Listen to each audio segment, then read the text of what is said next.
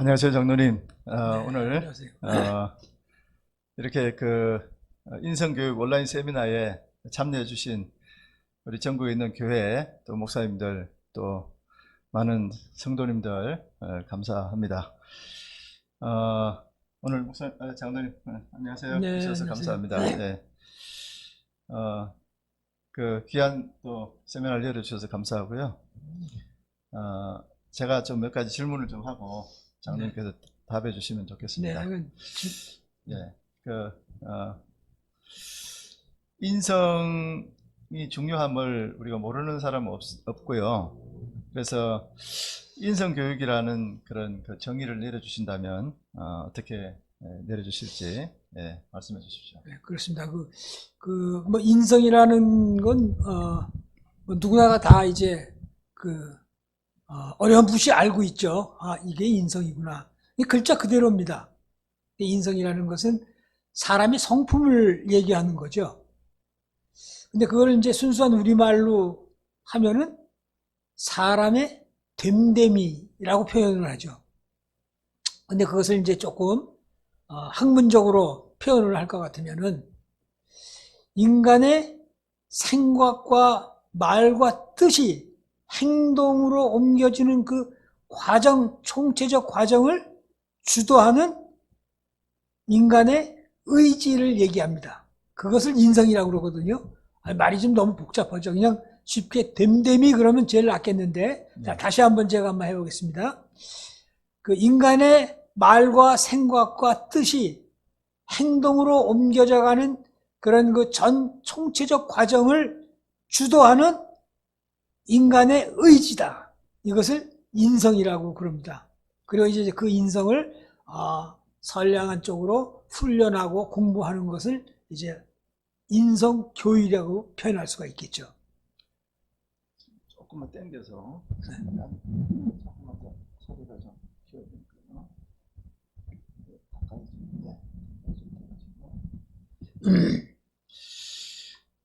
그러면 잘 들었고요. 자, 그리고 또 예. 뭐 기왕에 근데 이제 저희가 오늘 크리스천으로서 인성 교육이라고 할 때 그 핵심은 뭐냐 하면은 우리는 뭐 어떤 세상의 윤리나 도덕 같은 그런 규범에 의해서 공부하는 것이 아니라 한마디로 예수 그리스도를 닮아가는 것, 예수 그리스도의 성품을 닮아가는 것, 그것이 우리 크리스천에게는 인성 교육의 핵심이라고 볼 수 있겠습니다. 예. 그런데 책도 쓰시고 교육하는 콘텐츠가 있다고 하는데 특별히 어떤 교재가 있으신지 좀 설명해 주십시오. 예. 앞으로 설명을, 책에 대해서 설명을 할 때 이제 다 나오겠지만은, 제가 이제, 2007년도에, 책을 출간을 했는데, 저는 이제 젊어서부터 교회에서 이제 주일학교를 섬겨왔기 때문에, 이제 은퇴하고 나서 장로 은퇴를 하고 뭐를 할까 하다가, 제가 이제 아이들을 가르칠 수 있는 책을 만들어야 되겠다. 교본을 만들어야 되겠다. 하고 이제 성경 말씀을 주제로 해가지고 아이들을 가르치는 인성 교본을 만들었습니다. 그 내용으로 말할 것 같으면은 구약 성경을 대상으로 해가지고 구약 성경에 나와 있는 84개의 스토리를 발췌를 해서 그거를 12과씩 해가지고 7권으로 나눠가지고 그 스토리에 나와 있는 하나님의 우리를 향하신 가르침, 그거를 이제 교훈이라고 했을 때 그 교훈을 찾아내서 그 교훈의 뜻을 서로 나누고 그 깊이와 넓이를 배워가는 것, 그것이 이제 우리 바이블 서당이라는 제가 만든 책의 주제입니다. 그런데 하나 특색이 있는 것은 그 책에서 또 하나의 중요한 주제로 다뤄지는 것이 한자입니다. 여러분들 한자는 뭐 오래전에 우리나라에선 쓰질 않아가지고 그 한자에 대해서 뭐 관심이 없으신 분도 많겠지만은, 그러나 그 한자라는 글자가 앞으로 이제 계속 나오겠지만은 굉장히 그 한자가 영적인 글자라는 겁니다. 그리고 그 한자가 갖고 있는 무한한 뜻은 상상을 할 수가 없어요. 만일 우리나라 한글이, 한글 학자가 들으면 뭐라고 하겠지만, 한글이 한자가 없어가지고는 존립할 수가 없습니다. 왜냐하면은 한글의 70% 이상의 단어가 한자의 의미에서 가져온 단어이기 때문입니다. 그래서 우리가 이제 이 70까지 공부를 쭉 해나가면서 우리 책에서 한자를 약 7, 800개 플러스 주위에 붙어 있는 단어의 한자까지 해서 한 1000자. 근데 이 1000자라는 것은 그 한자의 급수가 있는데 8급부터 급수가 있는데 4급까지의 한자를 총 망라해서 성경 공부를 해가면서 교훈을 들으면서 공부할 수 있는 한자의 수가 1000자가 된다는 것입니다. 그래서 우리가 이 1000자의 한자를 공부하고 나면 인성의 바뀜은 물론이고 모든 일에 자신감이 붙고 언어 생활의 깊이와 넓이가 훨씬 더 광범위해진다는 놀라운 사실을 체험하게 될 것입니다. 예, 탁월한 장로님께서 책을 7권이나 쓰셨는데, 그러면 교육 방법은 어떤 게 있는지 설명해 주십시오. 그러니까 이제 원래 이제 제가 이거를 이제 오프라인에서 그동안 쭉 해왔죠. 나중에 이제 동영상 짤막한 것도 나오겠지만 아이들하고 같이 교실에 앉아가지고 칠판을 앞에 놓고 하나하나 써가면서 정말 다감한 모습으로 이제까지 대면 교육을 해왔습니다. 그리고 이제 저희 구역뿐만이 아니라 우리 바이블 서당을 취급하는 그런 선호하는 교회 몇 군데하고 같이 진행을 해왔는데 코로나 때문에 이제 대면 교육이 안 되니까 너무 오랫동안 공백이 생기기 때문에 우리가 이제 이 전 과정을 온라인으로 한번 개편을 해보자. 상당한 부피가 되겠지만은 그러나 이왕 시작을 했으면은 온라인 공부의 중요성을 생각했을 때 이번 기회에 이거를 한번 큰 맘 먹고 만들어 보자 해가지고 이 온라인 공부 프로그램을 만들기 시작을 했습니다. 대체적으로 봤을 때 1권부터 7권까지 다 하게 되면은 동영상이 대체적으로 한 250개 정도를 제작을 해야 그 내용을 전부 충당할 수가 있는 것입니다. 그래서 제가 이제 이 말하자면 공부하는 방법을 어떻게 하기로 했냐면은 일단 유튜브를 통해서 제가 기본적인 것을 동영상을 통해서 강의를 합니다. 네. 예를 들어서 일과의 천지창조다. 그러면 그 천지창조에 대한 내용과 그 천지창조가 의미하는 하나님의 뜻과 교훈을 쭉 얘기를 하고 나면은 이 내용을 아이들 혼자서 듣는 것이 아니라 부모하고 함께 듣는 것입니다. 네. 제가 왜 부모 얘기를 하냐 하면은 이 부모가 함께 한다는 것은 교육의 가치로서 뿐만이 아니라 효율 면에서도 굉장히 플러스 요인이 있습니다. 만일 이것이 대면 교육이라면은 함께 배우기가 굉장히 힘들겠죠. 그러나 이거는 온라인이기 때문에 본인이 시간을 내서 본인이 각자가 1대1로라도 들을 수 있는 과목이기 때문에 자, 이제 온라인에 들어가서 유튜브 상으로서 제 강의를 일단 듣고 나면은 그것이 한 과가 대개 3개의 강의로 구성이 되어 있는데 첫째는 스토리에 대한 내용이 있고 두 번째는 이제 한자에 대한 그런 쓰고 읽고 뜻 풀이하는 것이 되어 있고 그다음에 세 번째 강의는 그 과의 성경 내용 전체에 대한 논술이라든가 또는 토론이라든가 이런 내용들이 나오게 됩니다. 그래서 1과를 공부할 때는 1강, 2강, 3강을 다 들으시고 부모와 같이 들으신 다음에 마지막 시간에 가가지고는 이제 부모하고 자녀하고 들었던 성경 내용을 가지고 토론을 하는 거죠. 내용을 묻고 대답하고 이런 토론이 진행됨으로 인해서 서로가 엄마도 마찬가지고 또 아빠도 마찬가지고 자녀도 마찬가지고 몰랐던 부분을 깨닫게 되고 내가 생각하지 못한 부분들을 상대편으로부터 듣게도 되고, 그래서 이 소통의 문화가 발전을 하게 되고, 이 소통의 문화가 결국은 가족의 관계와 가정을 화목하게 하는 밑거름도 이룰 수 있다는 좋은 장점이 되겠습니다. 하브루타 그런 그렇죠. 교육인가요? 유대인들이 그 공부하는 질문식 토론인데, 네.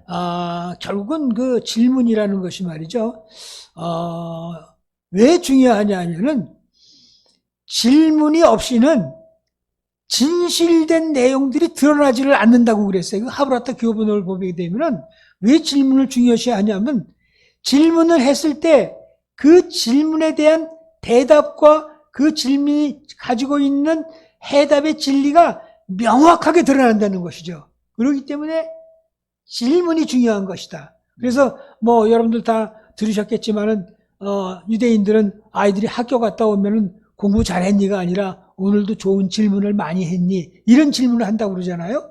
그만큼 질문은 중요합니다. 그래서 저희가 진행하는 과정에서도 이 질문이 상당한 포션을 가지고 부모와 자녀가 토론하는 문화의 계제가 될 것입니다. 예. 너무 탁월한 이제 그런 효과도 있을 것 같고 그런데 특별한 효과가 뭐 있었는지 아니면 어떤 게 있는지 좀 말씀해 주시면 감사하겠습니다. 네. 예.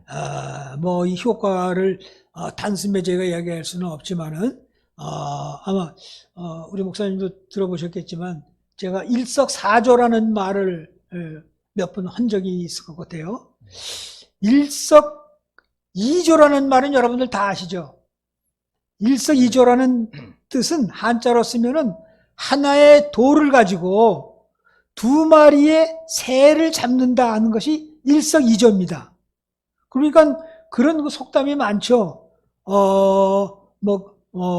도랑치고 가재를 잡는다라든가 뭐 등등 한 가지 일을 행해서 두 가지 효과를 거두는 것을 우리는 일석이조라고 얘기합니다. 그런데 이 바이블 서당을 공부하게 되면은 어떤 효과가 있냐면은 일석사조의 의미가 있어요. 원래는 제가 이거를 세분해가지고 일석칠조를 가지고 얘기를 하려고 했는데 이건 너무 벌려놓은 것 같아가지고 제가 일석사조로다가 단축을 했습니다. 그래서 바이블 서당을 공부했을 때 어떤 네 가지 효과를 우리가 볼 수 있느냐, 네 가지 그 효과를 얻을 수 있느냐 하는 것에 대해서 한 가지씩 제가 한번 설명을 해드리고자 합니다. 예. 자, 그 한 마리 새는 어떤 것이냐? 제일 먼저 그것은 우리가 그 바이블 서당이라는 그 성경 말씀과 한자를 공부하는 내용 가운데서 얻어지는 첫 번째 과제는 바로 영적 양식을 얻는다는 것입니다. 아이들이 사실 그 성경을 창세기부터 이렇게 쭉 통독하기가 굉장히 쉽지가 않죠. 예. 그런데 이 바이블 서당을 스토리를 가지고 쭉 가게 되면은 결국 7권까지 이것을 마스터하게 되면 구약 성경을 아이들이 이야기와 같이 전부 마스터한다는 얘기예요. 그러니까 그 안에 내포되어 있는 그 하나님의 영성, 그것들이 우리가 알게 모르게 아이들한테 배워가지고 그것이 영적 자양분으로 말하자면 그 삶 속에 스며들어 간다는 것이지요. 그래서 어려서부터 아이들이 그 가치관의 기준이 세상적인 것과 차별화된 성경적 가치관을 갖기 시작한다는 중요한 보람을 얻을 수 있다는 것입니다. 자, 그 다음에 두 번째 새는 어떤 것이냐? 자, 두 번째는 이 바이블 서당을 공부함으로써 얻어지는 것이 지적인 수학이라고 저희는 말할 수 있습니다. 이 지적인 수학은 수학이라는 건 뭐냐면은 아까도 말씀드렸지만 한자가 나오고 그 안에 모든 인간관계가 나오고 그 인간관계에서 벌어지는 그 인간의 생각과 뜻과 또 하나님의 교훈이 나오기 때문에 이런 것들이 합해져 가지고 아이의 자녀의 지식 수준을 높여줄 뿐만이 아니라 또한 그 가치가 더욱더 성경적으로 더욱더 하나님이 기뻐하시는 그러한 성품으로 바뀌어간다는 사실이지요. 그래서 첫 번째는 영적 양식을 얻을 수가 있고 두 번째는 지적인 수확을 거둘 수가 있다는 것입니다. 그 다음에 세 번째로 그러면 무엇이 있겠느냐? 이 바이블 서당을 공부를 하는 것에 저희가 처음 시작할 때 어떻게 이제 잡았냐 하면은 직접 온라인 오프라인으로 공부하면서 엄마하고 아이들이 같이 나오도록 했어요. 예. 그래서 뭐 나중에 사진 보시냐면 엄마들은 뒤에 쭉 앉으시고 아이들 자녀들이 앞에 앉아가지고 이제 강의를 듣는 겁니다. 이거 아마 이런 교육은 아마 흔치 않을 거예요. 자, 그리고 나서 무엇이 진행되냐 하면은 이런 같이 공부하는 시간들을 통해서 같이 습득된 성경적 지식과 내용을 가지고 집에 가서라든가 또 특별한 시간을 내서 부모와 자녀가 성경을 주제로 한 대화를 나눌 수가 있다는 겁니다. 그러면 이 대화를 통해서 아까 서로 몰랐던 하부타식 질문을 한다든가 또 답변을 하면서 토론을 하면서 말을 통해서 소통을 통해서 새로운 가족의 토론 문화가 형성된다는 것이죠. 이거는 그 놀라운 그 가족 화목의 큰 밑거름이 될 수 있는 것입니다. 자, 거기서 한 발음 더 나가서 나중에 교회 부흥에 대해서 나오겠지만은 이 가정의 화목과 이 가정의 평안함이 결국은 교회에 큰 플러스를 가져온다는 이야기입니다. 네. 그래서 이제 다음번으로 얘기하는 이 공부를 통해서 우리가 무엇을 또 성과로 얻을 수 있냐 하면은 바로 바이블 서당, 모세인성학교에서 바이블 서당을 함께 부모와 자녀가 공부함으로써 이것이 교회 부흥의 밑거름이 된다는 사실이에요. 왜 그러냐 하면은 이거는 이 공부를 한 모든 교회에서 동일하게 목사님들의 고백입니다. 우리가 자녀를 공부시키면은 그 자녀가 변화하게 되죠. 그러면 그 변화가 어디서 나타나냐 하면 가정에 돌아가서 가족 관계를 형성하는 데에 이 변화의 중요한 대목들이 나타납니다. 우리 아이가 어느 날 보니까 많이 변했네. 이런 그 느낌이 종종 부모들과 가족관 사이에 나타나는 것이죠. 그러면 부모가 볼 때 여러분도 다 자녀들이 있고 부모시겠지만은 목사님도 마찬가지지만은 네. 자녀가 이런 그 좋은 성품으로 변화됐다고 그랬을 때 기분이 얼마나 좋으시겠어요? 네, 그렇죠. 이건 어떻게 비교할 수가 없는 그런 기쁨이죠. 그래서 자녀의 변화된 모습을 봤을 때 엄마들, 부모들의 감동과 감격이 그 감동을 통해서 자신도 모르게 부모가 변화한다는 사실이에요. 근데 그 부모가 변화된다는 그 내용들이 어디에 효과적으로 나타나냐 하면은 교회 생활에 나타나게 됩니다. 네. 신앙 생활에 그게 나타나게 됩니다. 그래서 아이들이 목사님 교육을 통해서 이렇게 변화됐다는 사실을 볼 때 부모들 마음에 가장 먼저 다 와닿는 것이 뭐냐면 목사님에 대한 감사의 마음입니다. 그리고 그 감사의 마음이 한 단계 더 올라가면은 존경의 마음으로 변하는 게죠.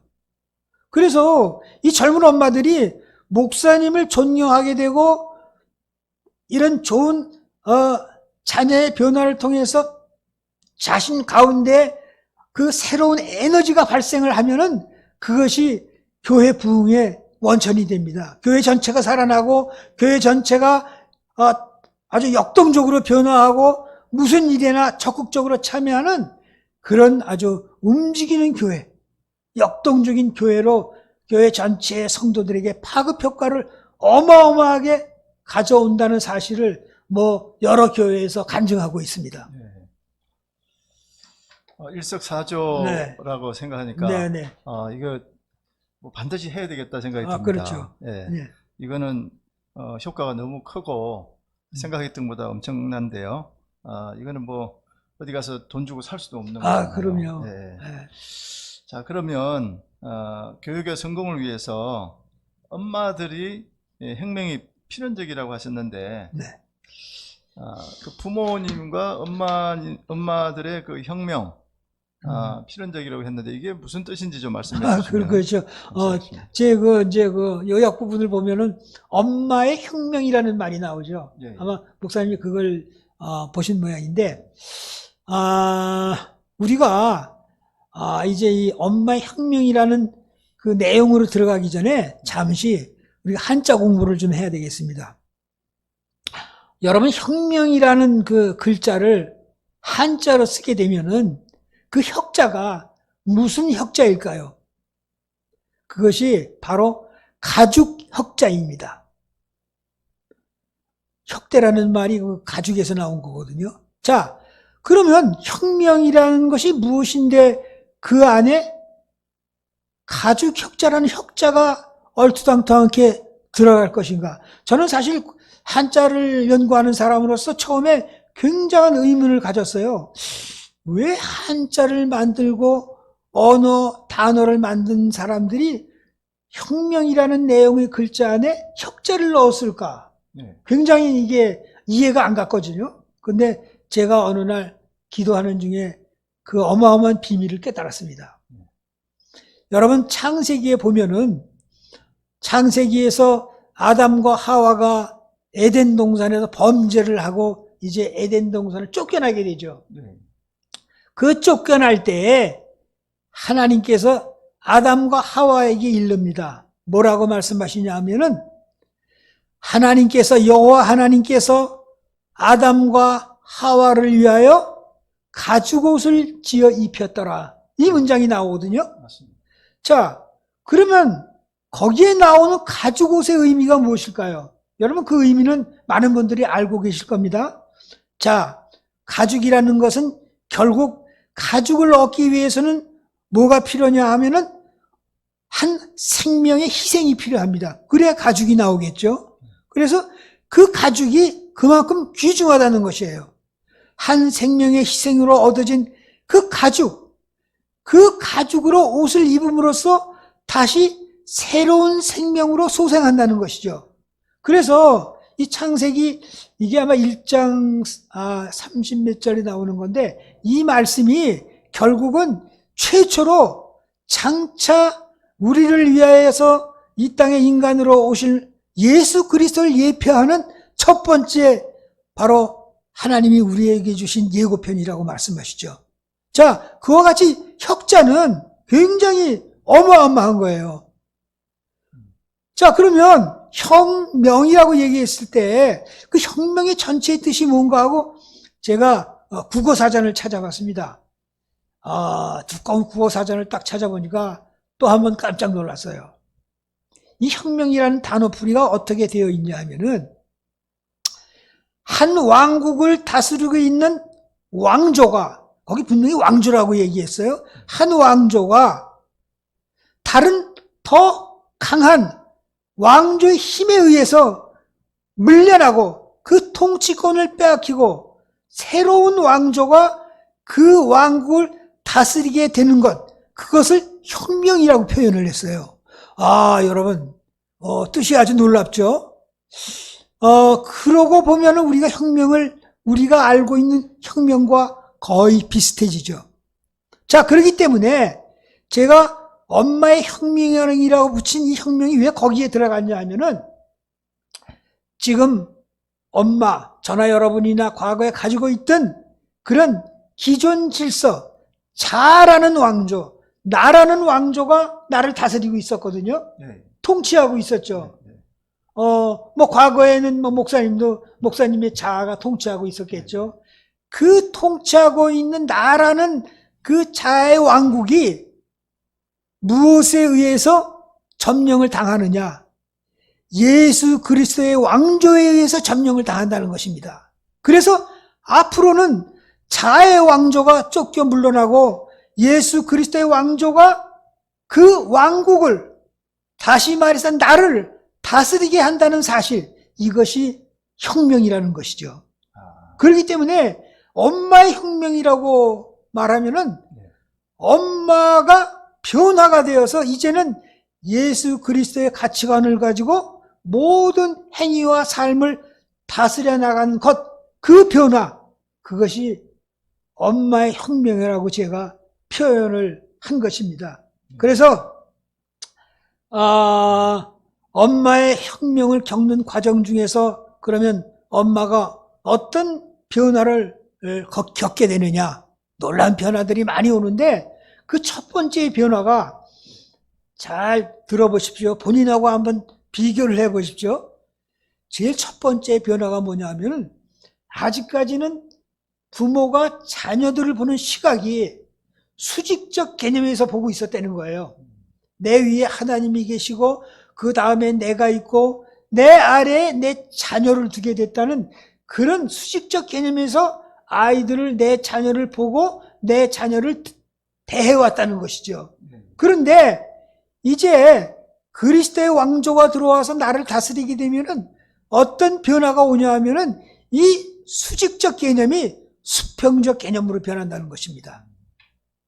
여러분, 이 수직적 개념과 수평적 개념의 차이는 어마어마한 것입니다. 내가 비로소 내 자녀를 수직적 개념이 내 아래에 있는 존재가 아니라 나와 동일한 선상에서 창조주 하나님과 연결되어 있는 어마어마한 생명체로, 나와 동일한 생명체로, 나와 동일한 협력체로 생각할 수 있는 그런 시각적인 비약을 하게 된다는 것이죠. 자, 그렇게 되면은 모든 자녀들에 대한 나의 언어가 달라지고 행동이 달라지고 품이 달라집니다.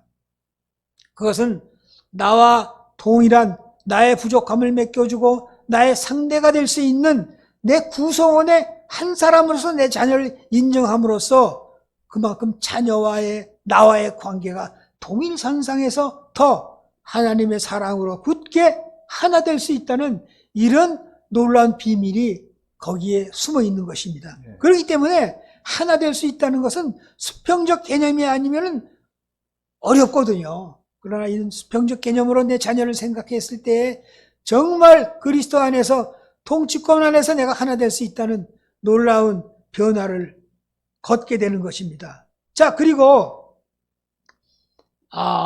이게 자꾸 엄마의 변화가 제일 길어지는데, 자, 또 하나 들어보십시오. 이것도 분명히 말씀을 드려야 될 것 같은데, 지금 말이죠. 아이들이 공교육을 받고 있지 않습니까?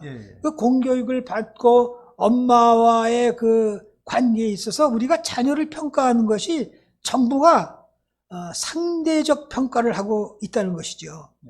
그 상대적 평가라는 것은 뭐냐 하면은 쉽게 얘기해서 서열주의라는 거예요.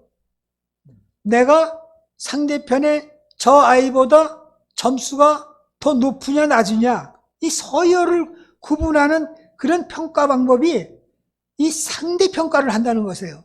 그러니까 자기 반에 예를 들어 30명이 있는데 내가 좋은 평가다운 A급을 받기 위해서는 1등을 해야 되는데 30명 중에 1등을 해야만 내가 그 평가를 받을 수 있다는 것이죠. 얼마나 힘이 들겠습니까? 그러니까 이 상대평가를 받고 있는 교육제도 하에서 우리 아이들이 얼마나 고민하고 고뇌하고 엄마 아빠를 정말 기쁘게 하기 위해서 내가 참 1등을 해야 된다는 이런 강박관념이 아이들을 힘들게 하고 스트레스를 주고, 사실은 이러한 힘든 과제가 세계 1등 가는 청소년 자살률이라는 엄청난 결과를 낳고 있는 거거든요.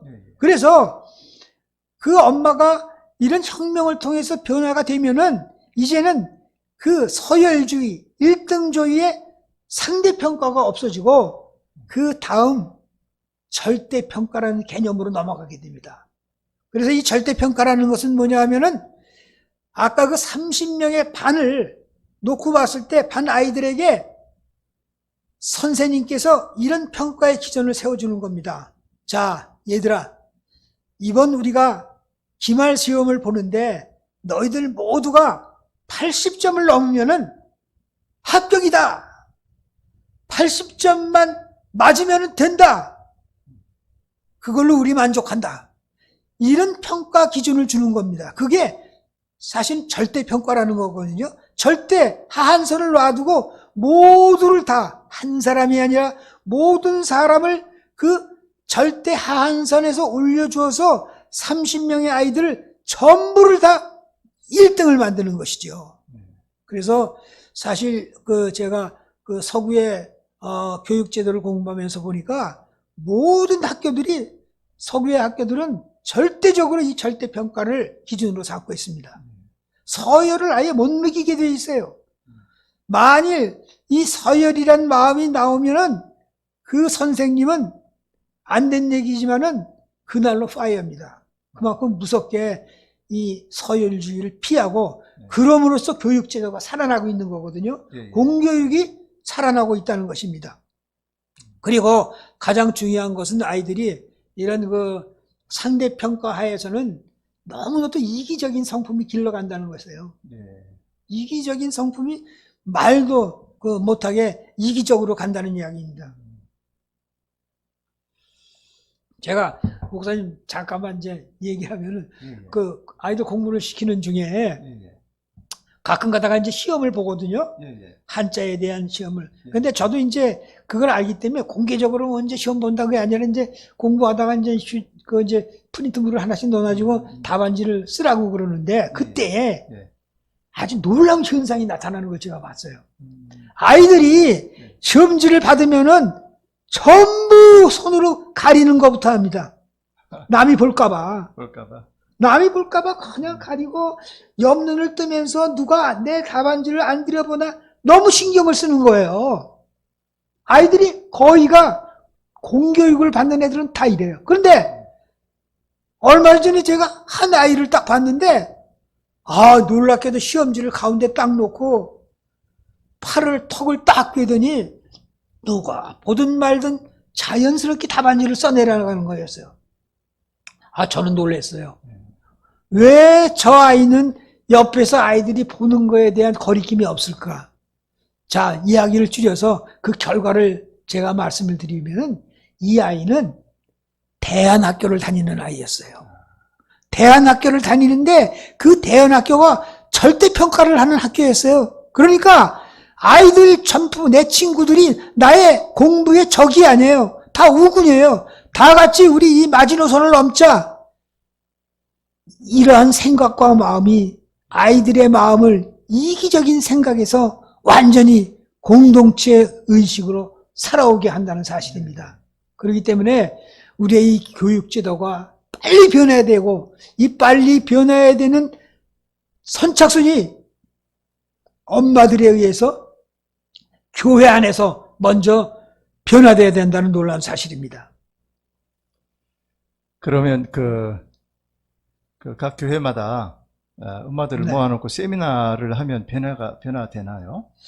그렇죠. 이제 엄마들이 뭐 세미나를 한 번 듣고 변화되는 것이 아니라 이제 성령께서 이제 딱 역사를 하시면은 이제 세미나 제안 설명회를 딱 들으면은 그래, 한번 우리 아이도 저렇게 키워보자. 저 교육을 한번 받아보자. 근데 이 교육이 말이죠. 이 대면 교육을 할 때하고 인터넷 교육을 할 때하고는 아주 난이도가 틀려졌어요. 대면 교육을 할 때에는 동시에 한 자리에 다 모여야 하기 때문에 얼마나 힘든지 몰라요. 모이는 게 전체예요. 모이는 게 일이었어요. 그런데 이제는 온라인으로 하게 되니까 누구든지 자기 집에서 자기 자리에서 스위치만 올리면 그 교육을 한 번, 두 번 재방송도 들을 수가 있다는 얘기죠. 그래서 이런 교육을 한번 해보자는 마음이 그 부모들 안에 들면 언제든 시작할 수가 있는 겁니다. 그리고 사실 이 공부를 하게 되면 그 안에 나온 한자나 여러 가지 성경적인 내용들이 엄마에게도 많은 공부가 됩니다. 그리고 이 토론을 통해서 엄마가 가지고 있는 아이와의 또 다른 차별화된 그 영성이 전파되게 되는 것이죠. 그렇기 때문에 제 세미나를 듣고 이 열 시작하면은 앞에서 말씀드린 것 같이 아이가 변화되고 그 변화를 보고 엄마가 변화하고 그 엄마가 변화하면 교회의 모든 전반적인 그런 상황들이 뜨겁게 변화한다는 그런 사실. 그것은 제가 거의 10년을 이렇게 하면서 느껴왔고 또 많은 교회에서 목사님을 통해서 간증을 들었던 내용들입니다. 한국의 공교육을 지금 많이 하고 있잖아요. 네. 한국의 공교육을 통해서는 인성 교육이 쉽지 않다고 말씀하셨죠. 그렇죠. 우선 그 인성 교육이요.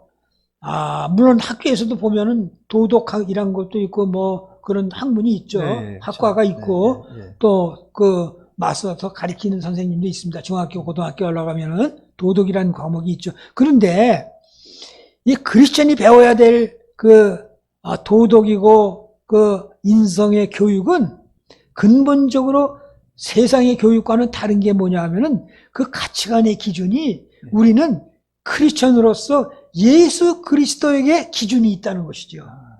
그렇기 때문에 여러분 이 말씀을 체험을 하셔야 되는데 히브리서 4장 14절인가요? 이런 말씀이 있죠. 하나님의 말씀은 살아있고 활동력이 있어. 12절. 12절. 좌우의 날선 어떤 검보다도 예리하여 혼과 영과 및 관절과 골수를 찔러 쪼개기까지도 하며 마음속에 생각을 감찰하시느니라. 예, 그렇습니다.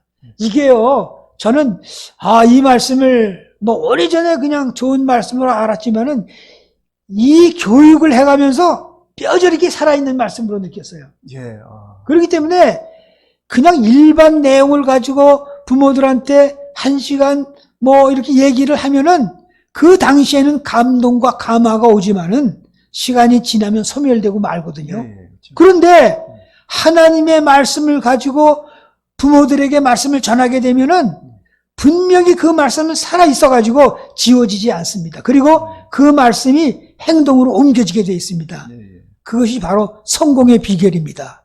그래서 바로 부모님들에게 정말 적극 권하고 싶은 것이 출발이 반 이상 가는 것입니다. 그리고 목사님들이 교회 안에서 이 프로그램을 시작하게 되면 목사님이 시작하시는 거기 때문에 많은 엄마들이 따라오게 되죠. 그리고 목사님과 또 젊은 엄마들과 아이들과 모여서 이런 영적을 토론을 한다는 것은요, 정말 이게 놀랍습니다.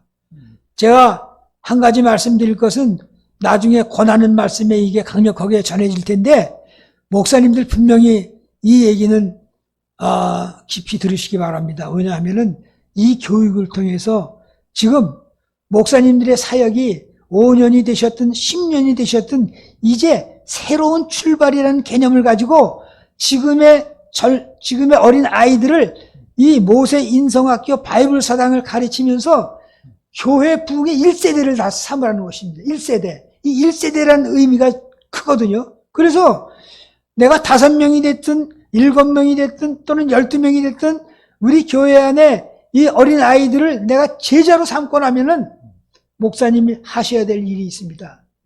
분명히 이 아이들을 위해서 매일 기도해야 되고 그 아이들의 가정생활과 학교생활과 사생활을 들여다보며 정성과 사랑을 쏟아야 됩니다. 그렇게 되면은 이 아이들은 정말 목사님의 자녀로서 제자로서 그 교회의 1세대로서 성장을 하게 됩니다. 쉽게 얘기해서 저희 교회 같은 경우에도 불과 이 1세대 교육을 한 지가 몇 년 안 되는데 보면은 그때 이 교육을 받았던 아이들이 거의 주류를 이뤄가고 있어요. 많은 아이들의 영향력을 끼치고 있어요. 또 이것이 엄마에게 영향을 주게 되면은 이 아이들이 뭐 클 새가 없어요. 이 엄마들이 변화가 되니까는 저는 이걸 생각하다가 오늘 아침에 생각한 이야기인데 엄마가 변화하는 거를 저는 인천 상륙작전과 같은 것이다 하고 생각을 해봤어요. 왜냐하면은 이 어린 아이들 키워야 되면 이 아이들이 이제 중학교 들어가고 고등학교 들어가고 고등학교 들어가고 이제 대학교 들어가고 하면서 교회가 부흥하고 변화되게 되는데 자, 지금 엄마들이 변화되게 되면 어떤 현상이 일어나겠습니까? 이 중고등학교 대학교 과정을 훌쩍 뛰어넘어서 중간으로 가지고 그게 뭡니까? 인천 상륙작전이거든요. 네. 백두산까지 올라가는데 인천 상륙작전이 바로 엄마의 변화, 이것이 효율적이라는 것이죠. 그렇게 되면은 엄마들이 아이들의 변화를 통해서 좋은 기분이 되고 기쁨이 넘쳐 흐르게 되면은 교회에 와서 활동도 더 하고 더 에너지틱하게 돼가지고 교회 활력이 구석구석에서 눈에 보이도록 신장되는 결과를 낳게 하는 겁니다. 예, 말씀 나온 김에, 그럼 아이들의 교육 정년기는 언제쯤? 그렇죠. 중요한 걸 물어보셨습니다. 그 정년기가 굉장히 중요하거든요. 특히 인성교육, 특히 말씀을 가지고 하는 인성교육일 경우에는 정말 어느 연령대에 맞춰야 하느니가 효과를 낼 수 있는 거의 키포인트가 돼요. 사실 저는 그걸 모르고 처음에 이제 다른 교회나 이런 데 할 때 제가 이제 지구촌 교회에서도 한 2년 강의를 했는데 거기는 이제 큰 아이들을 했어요. 나이가 좀 든 5, 6학년 아이들, 또 중학교 들어간 아이들.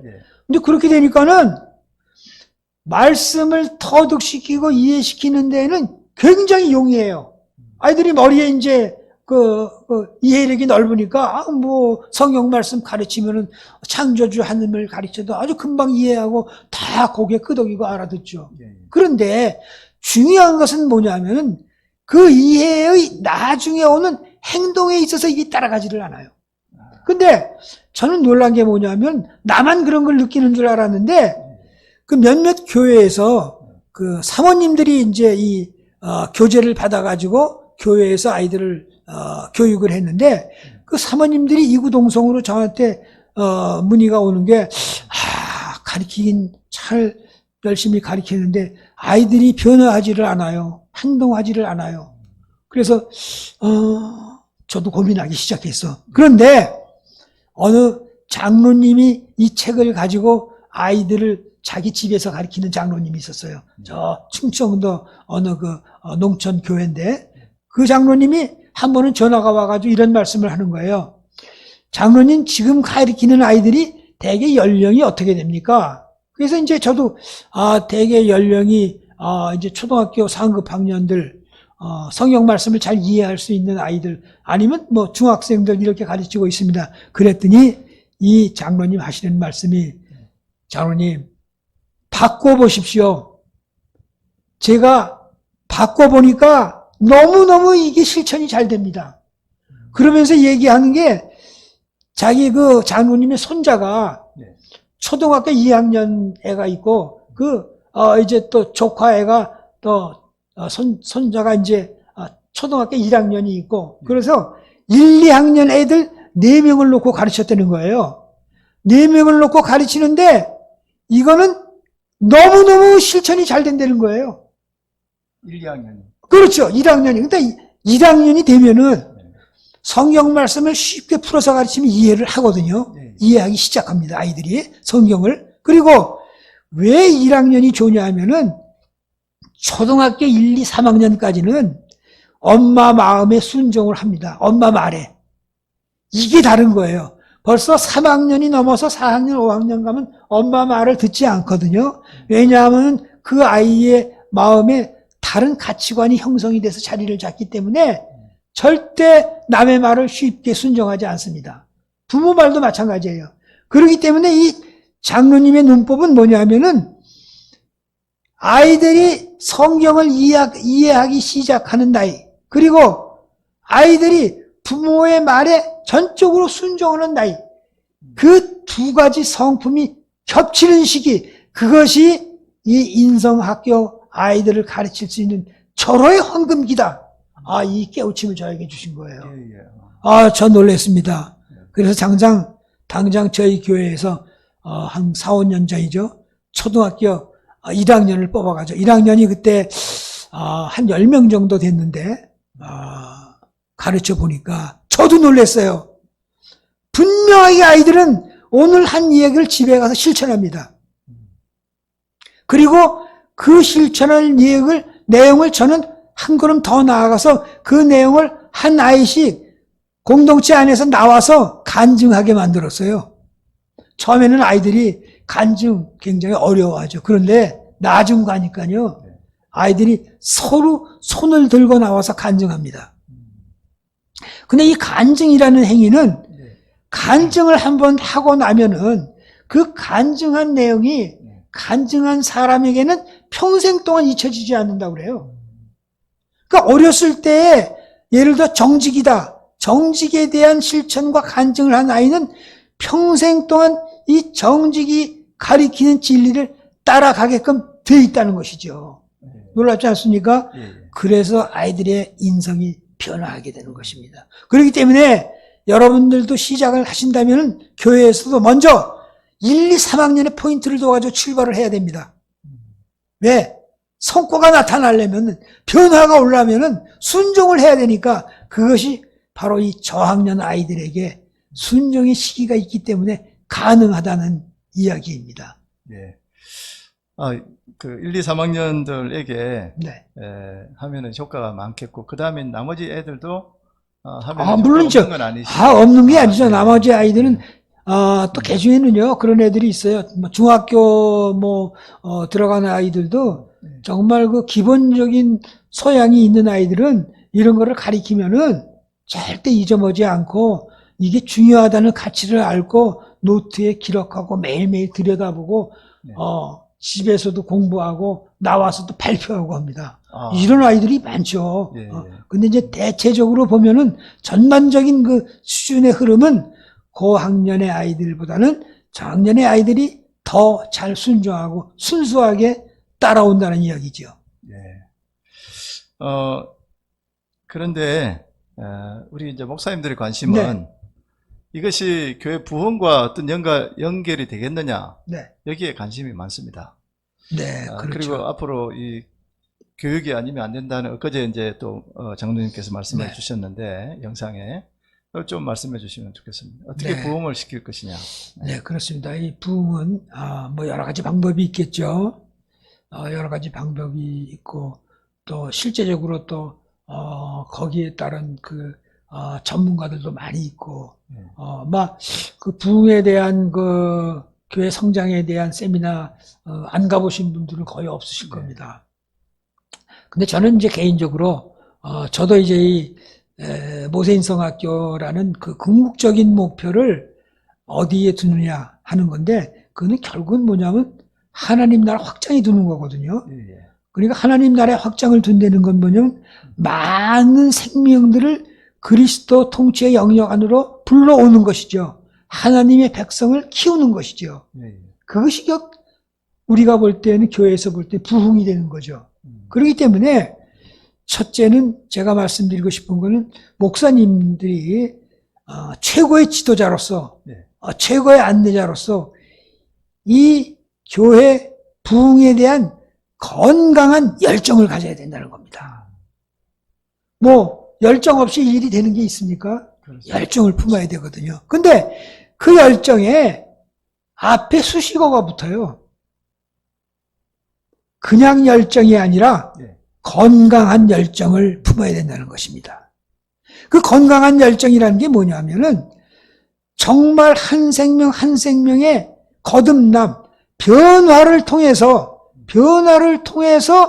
변화시키는, 부흥을 일으키는 그런 그 거듭남의 효과에 의한 교회 부흥, 이게 진짜 건강한 부흥이거든요. 그렇기 때문에 우리 모세인성학교 바이블 사당이 가르치는 이런 진리의 말씀, 이런 인성의 변화, 그리스도의 성품을 따라가는 이런 진지한 교육이 뒤따르지 않고는 그 결론을 추리해낼 수가 없습니다. 네. 변화를 가져가 올 수가 없다는 겁니다. 네. 그렇기 때문에 우리가 물론 교회 부흥을 위해서 전도 나가서 뭐 로방 전도도 하고 뭐 여러 가지 뭐 그 방식을 따라가는 것도 있지만은 궁극적으로 가장 효율적이고 건강한 전도 방법은 뭐냐? 교육이라는 것입니다. 그래서 이 교육은 정말 우리나라 모든 교회의 그 생명을 살리는 가장 부흥의 첫 번째 단추가 교육이라는 것입니다. 교육만이 현대 교회를 부흥시키고 건강하게 만들 수 있다는 겁니다.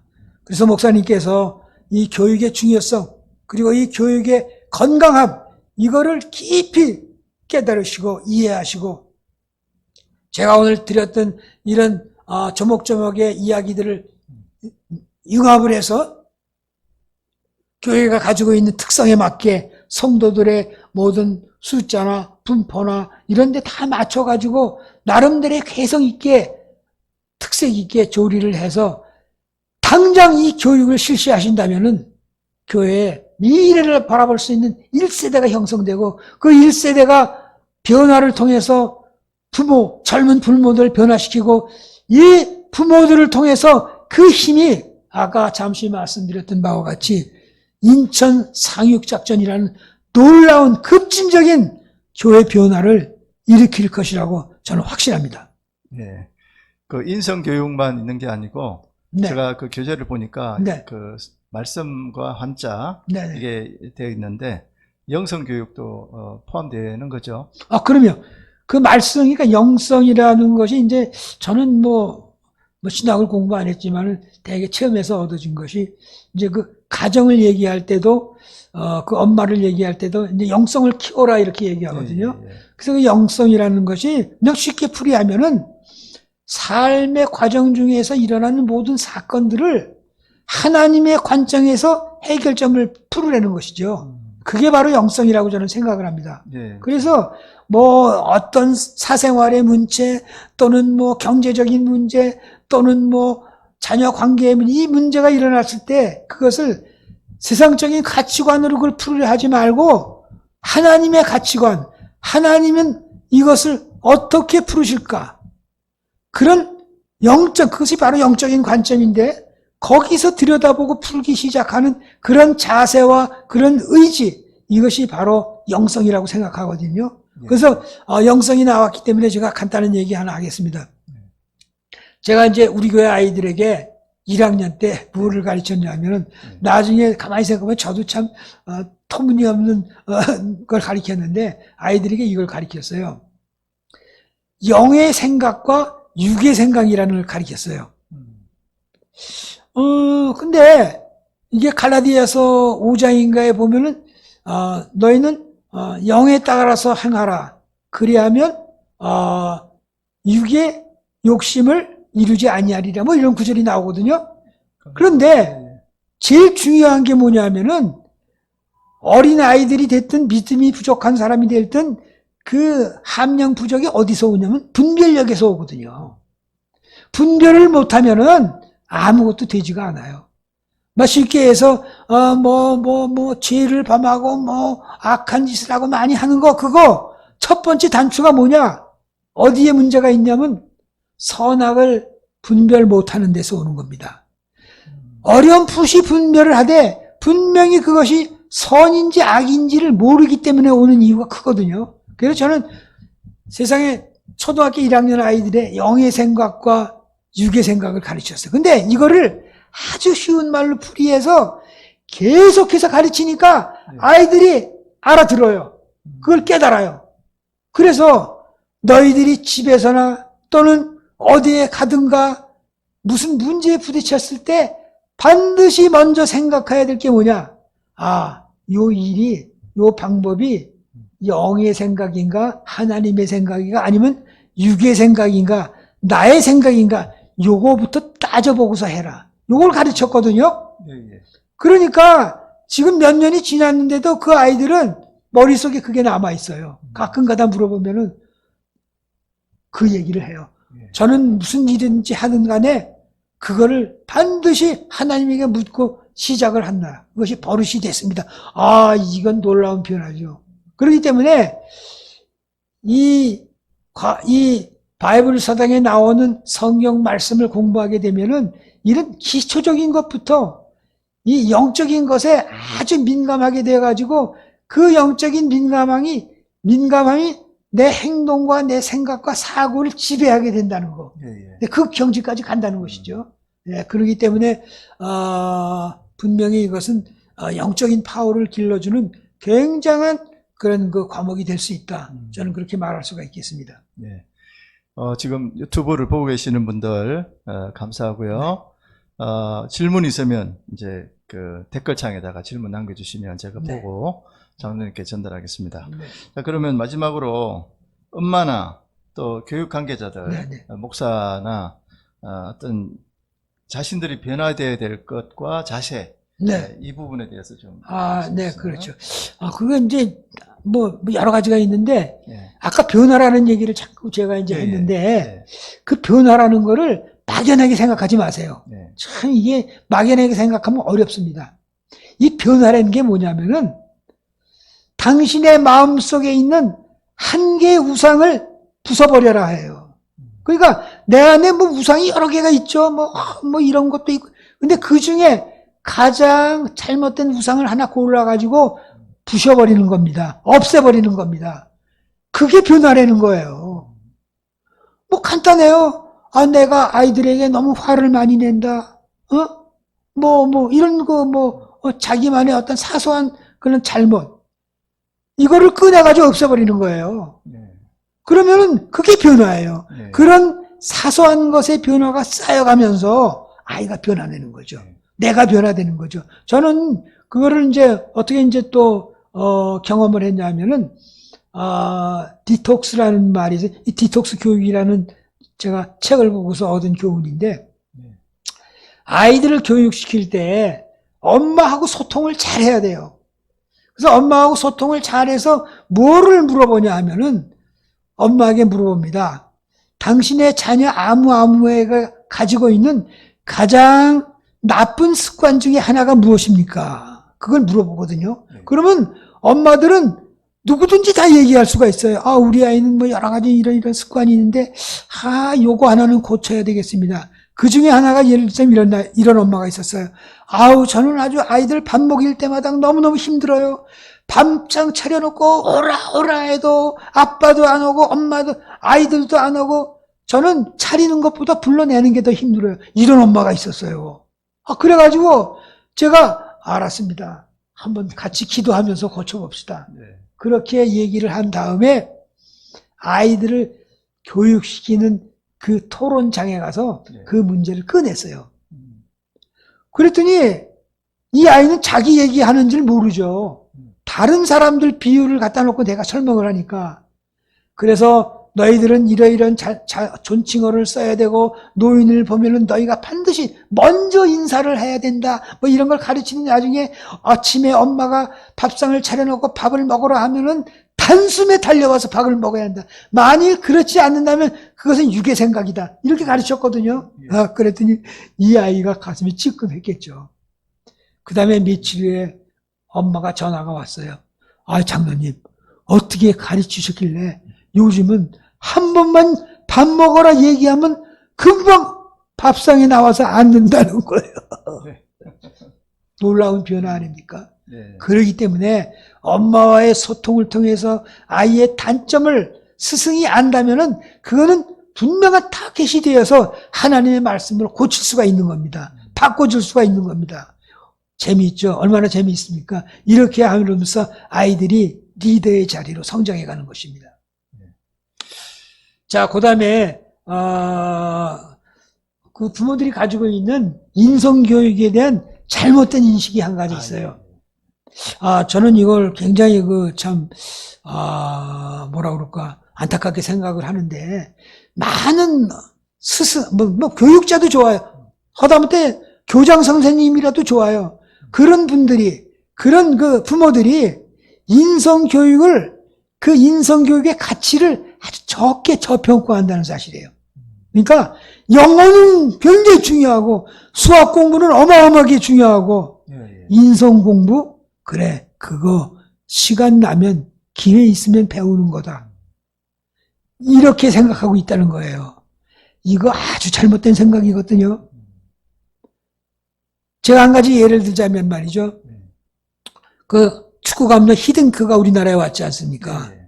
그 우리나라가 이제 그 월드컵 4강까지 갔는데 제일 먼저 와서 히딩크가 선수들에게 무엇을 가르쳤을까요? 다른 우리나라 많은 코치들이 감독들이 깜짝 놀랐어요. 와가지고 계속 체력 훈련을 시키는 거예요. 아니 체력 훈련이라면은 우리도 어느 정도 자신이 있고 그동안 해왔던 건데 아니 전술과 전략을 가르치고 테크닉을 가르쳐야 되는데 왜 저렇게 체력 훈련만 시킬까?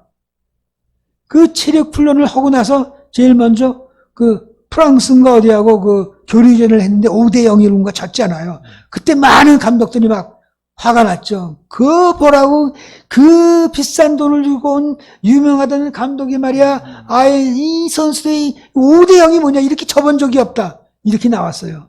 자, 그런데 보십시오. 그 체력이 어느 정도 수준에 올라갔을 때 히딩크가 그 선진 축구 기술을 선수들에게 넣어주기 시작했던 것이죠. 그러니까 이 강인한 체력을 바탕으로 이 무수한 축구에 관련된 하이 테크닉들이 그대로 섭취가 되는 거예요. 그대로 활용이 되는 거예요. 그래서 강팀이 된 거죠. 자, 다시 말해서 인성이 이와 같이 똑같아요. 아니 육군 훈련소에 들어가는 그 훈련병들한테 제일 먼저 가르쳐야 될 훈련소 가기 전에 가르쳐야 될 게 뭡니까? 체력 훈련이에요. 열심히 체력 훈련 해야 돼요. 기본 체력 갖춰야 돼요. 그래야 가서 훈련을 잘 받고 정말 훌륭한 군인이 될 수 있는 거예요. 그렇기 때문에 인성교육이 올바르게 밝히지 않고는 아무리 뭐 의사가 된다, 법률가 변호사가 된다, 박사가 된다, 철학자가 된다, 뭐 화가가 된다, 예수 안 됩니다.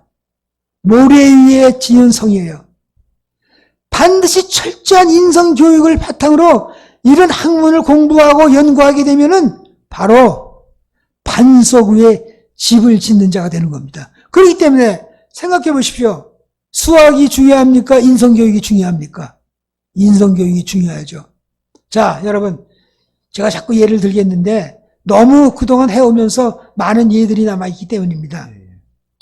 한 4년 전에 제가 그 우리나라 공기업 중에서 가장 큰 15개의 기업에 그 인사 담당 중역들이 모여가지고 그 미팅을 하는 그 동영상을 한번 본 적이 있어요. 생산성본부에서 특별해서 이제 제가 가서 한번 봤는데, 그런데 거기서 이게 나타나요. 그 15명의 중역들, 인사 담당 중역들이 나중에 결론을 내립니다. 그러면 신입사원을 뽑을 때 어떤 덕목을 제1번으로 치겠습니까? 그걸 물어봤어요. 여러분, 뭐가 1등으로 됐을 것 같습니까? 전문성일까요? 학문일까요? 아닙니다. 건강한 인성입니다. 놀랍지 않습니까? 그러니까 우리가 아이들이 사회에 나가기 위해서라도 이 인성교육의 건강한 인성은 기업체들이, 이 시대의 기업들이 요구하는 인재예요. 이제는 뭐 나만 가지고 나만 훌륭하다니 그게 아니에요. 회사가 부르고 있어요. 기업체가 부르고 있어요. 그 건강한 인성의 소유자를 부르고 있어요.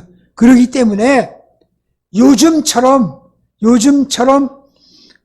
기독교 가치관을 가지고 건강하게 교육된 그런 자녀가, 그런 청년이 요구되는 시대는 과거에 없었다입니다. 더구나 4차 산업혁명이라는 AI 시대가 와서 인간의 모든 영역을 이 AI들이 점령을 해가는데 그 중에 남아있는 분야가 하나 있어요. 뭘까요? 인간 고유의 영역입니다. 소통해야 되고 공감 능력이 있어야 되고, 겸손해야 되고, 그 안에 많은 인간이 가져야 할 덕목들, 그것들의 과제는 남아있는 거예요. AI가 이것은 할 수가 없어요. 협동할 수 없어요.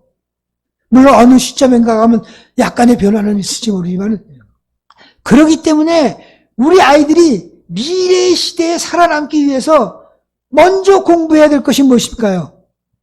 인성 공부입니다, 여러분.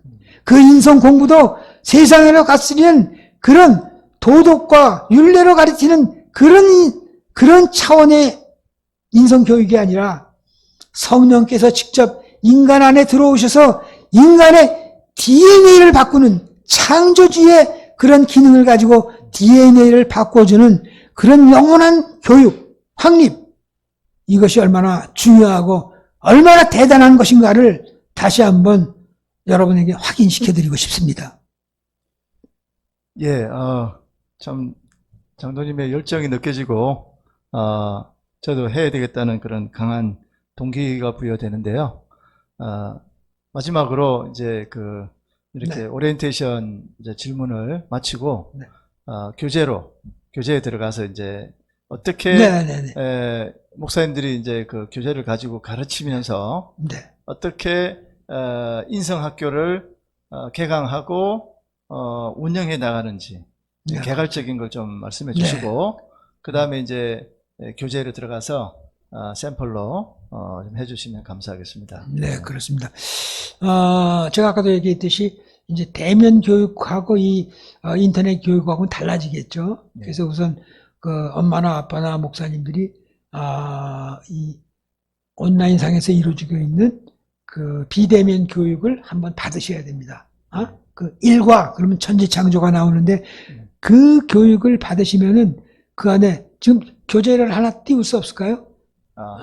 네, 교재 한자 나오는 교재를 한번 띄워주시죠. 그 책에 나와 있는 그 과제의 내용을 보시고 그것을 보고 기준을 삼아야 됩니다. 자, 우리 1권. 저기 여기 지금 사진 나와 있는 게 이제 제가 만든 7권의 책입니다. 7권의 책인데 제일 왼쪽 위에 있는 것이 1권이죠. 1권을 한번 비춰봐 주세요. 아니, 다 그냥 다. 네네, 그렇습니까? 그 1권을 보이게 되면은 그 그림이 하나 있죠. 손가락에 이렇게 가르치고 한 사람이 이제 걸어가지 않습니까? 손가락 방향으로. 이게 뭐냐면 이제 그 창세기 12장에 나오는 뭡니까? 아브라함에게 하나님께서 하란을 떠나서 아비집을 떠나서 내가 가르치는 곳으로 가라. 가나안을 향하여 손가락질할 때에 그가 홀로 떠나는 것이죠. 물론 홀로 떠나지 않았습니다만 그림상으로는 그런 상징적인 그림입니다. 거기 들어가면 이제 일과가 나오는데 일과 그 한자를 한번 좀 비춰줄 수 없을까요? 네, 이거 나왔습니다. 자, 첫 페이지가 이겁니다. 사진이 조금 옆으로 벌어져서 그런데 하나님께서 천지창조를 하셨는데 그 천지창조를 말씀을 가지고 하셨다는 겁니다. 상징적이죠? 지구를 만드셨는데 그 지구가 말씀을 바탕으로 성경을 바탕으로 말씀이 만들어졌다는 것입니다. 나중에 이제 나오겠지만은 저희가 이제 이 성경의 가치를 가르칠 때 중요한 게 뭐냐면 성경이 바로 하나님이다 하고 가르치는 거거든요. 요한복음 1장에 나옵니다만 이 말씀이 곧 하나님이시다. 그렇습니다. 바로 이 말씀, 이 성경책이 바로 하나님입니다. 많은 사람들이 하나님은 보이지 않는 것이다. 보이지 않는다고 하는데 우리는 볼 수 있습니다. 그 대상이 뭡니다? 바로 성경책이고 그 성경책 안에 말씀이 하나님이십니다. 그래서 그 말씀이 바로 이 지구, 이 우주를 만드셨다는 내용이죠. 그 내용이 밑에 쭉 나가 있습니다. 그 다음에 다음 페이지 한번, 다음 페이지를 넘어가야 되면은 이런 이제 관이 나오죠. 천지창조를 2페이지에 나오는 건데, 자, 하나님께서, 한자가 나오죠. 하나님께서 첫째 날 무엇을 만드셨습니까? 빛을 만드셨습니다. 거기에 빛광자가 나옵니다. 자, 빛광자가 나오고, 영어로는 라이트. 물론 이 영어는 중학생들한테 이제 가르칠 필요가 있어요. 단어를 외우는데 힘드니까, 도움이 되니까. 그래서 하나님이 첫째 날 빛을 만드셨습니다. 빛광자를 가르칩니다. 그리고 둘째 날 하늘을 만드셨습니다. 하늘 천자를 가시죠. 그 다음에 땅을 만들고 바다를 만들고 그런 그 의미를 한자로 표현합니다. 여러분 한자가 뜻글자라는 건 다 아시죠? 네. 그렇기 때문에 한자는 글자 하나가 뜻을 가지고 있어요. 그래서 빛을 뜻하고 하늘을 뜻하고 땅을 뜻합니다. 네. 이렇게 해서 이 한자를 익혀가기 시작을 하는 것이죠.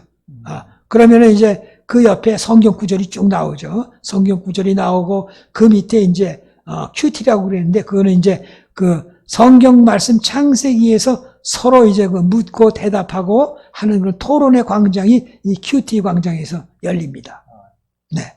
그렇게 해서 이제 이 일과가 첫 번째 두 번째 페이지가 지나가고 그 다음에 세 번째 페이지가 나옵니다. 자, 세 번째 페이지는 뭐가 나오냐면 이 한자에 이제 내용이 들어가게 되죠.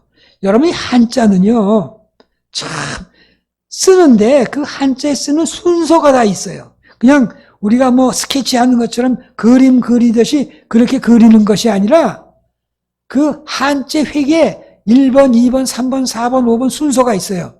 그래서 그 순서대로 써야 글자의 모양이 제대로 갖춰집니다. 그리고 그 글자를 쓰는 순서가 일정한 법칙이 있어요. 예를 들어서 우측에서부터 좌로 쓴다, 우에서부터 밑으로 쓴다, 뭐 등등의 이런 법칙을 따라 쓰게 되면은 자동적으로 한자에 쓰는 순서를 익히게 되죠. 그래서 한자의 순서를 익히게 되고 그 다음에 또 중요한 것이 뭐냐 하면은 자 그러면 우리가 이 한자라는 빛광자를 배웠는데 이 빛광자가 우리의 삶 속에서 우리의 단어 가운데서 어떻게 쓰이고 있을까?